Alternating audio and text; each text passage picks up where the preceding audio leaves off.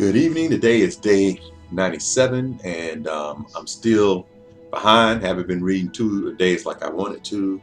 I think what I'm going to do is just read as much as I can. Hopefully, I won't miss any days. I know I'm taking a vacation, but not a vacation, but I'm leaving town here at the end of May for about 5 days. So that's going to probably put me behind again, unless I figure out some kind of way to read on my laptop using that screen.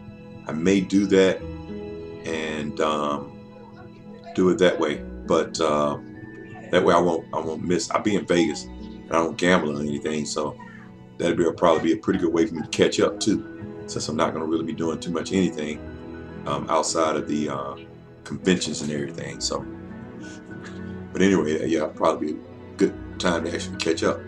But at any rate, what I'll probably do is at the end of the year, December 31st, if I got about 7, 8, maybe 10 more days to read, then what I'll do is I'll just keep on reading until I finish, January 10th or January 15th. So I don't have to really finish on the 31st, but at the same time, my objective is to try to read 2 a day anyway.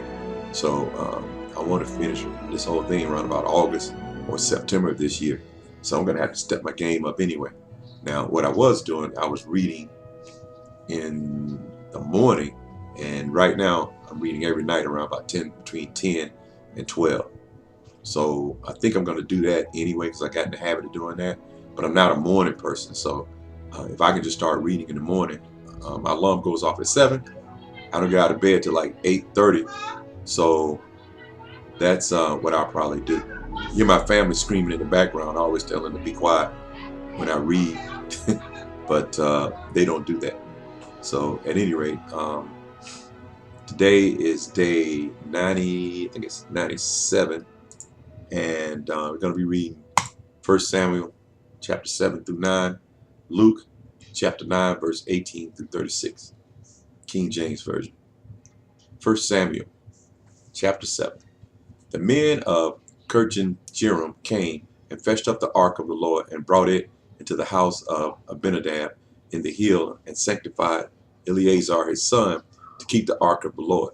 And it came to pass while the ark abode in KJV that the time was long, for it was 20 years, and all the house of Israel lamented after the Lord.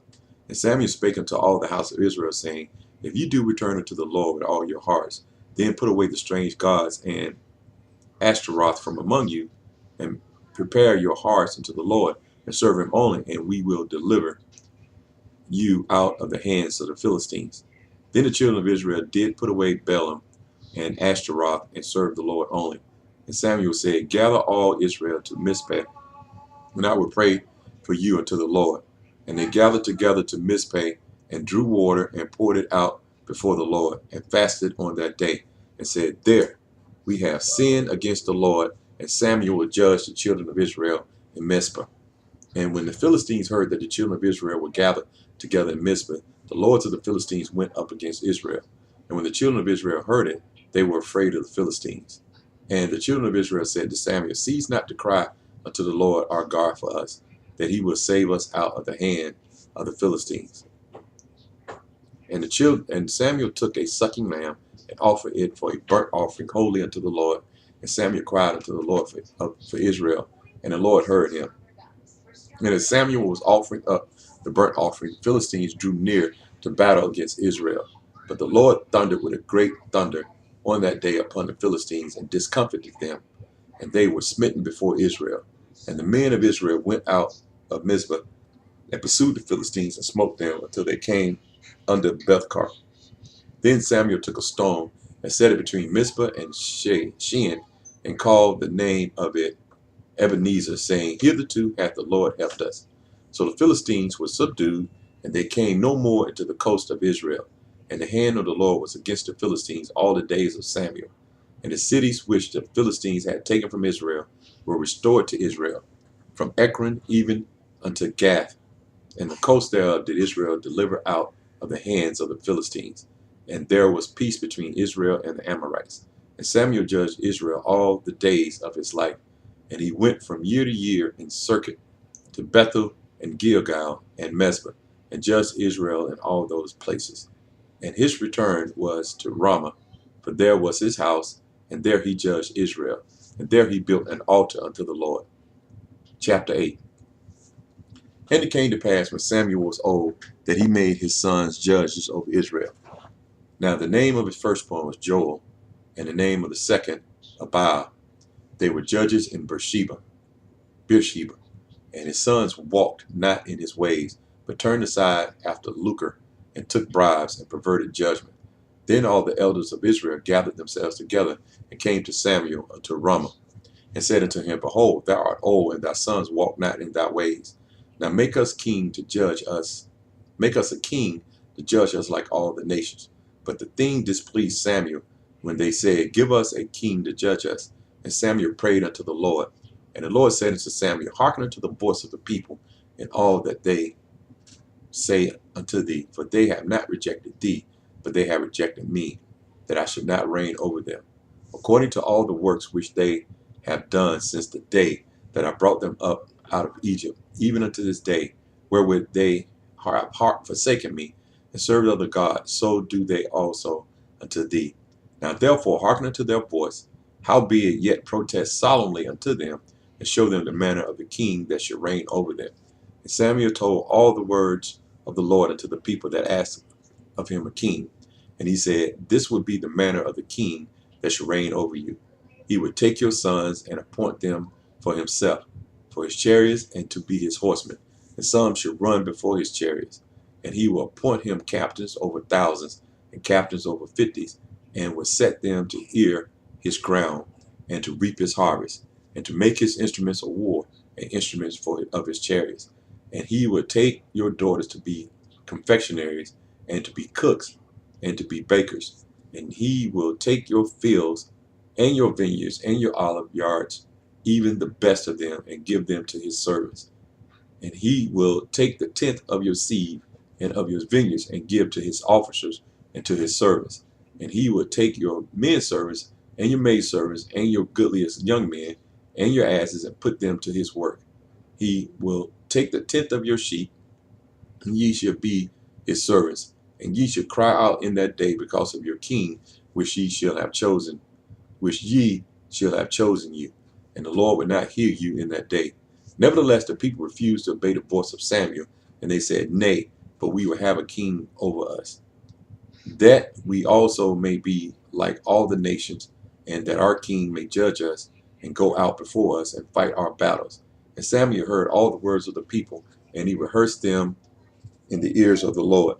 And the Lord said to Samuel, Hearken unto their voice, and make them a king. And Samuel said unto the men of Israel, Go ye every man unto his city. Chapter 9. Now there was a man of Benjamin, whose name was Kish, the son of Abiel, the son of Zerah, the son of Becharath, the son of Aphiah, a Benjamite, a mighty man of power. And he had a son whose name was Saul, a choice young man, and a goodly. And there was not among the children of Israel a goodlier person than he. From his shoulders and upward he was higher than any of the people. And the asses of Kish, Saul's father, were lost. And Kish said to Saul his son, Take now one of the servants with thee, and arise, go seek the asses. And he passed through Mount Ephraim, and passed through the land of Shalisha, but they found them not. Then they passed through the land of Shelem, and there they were not.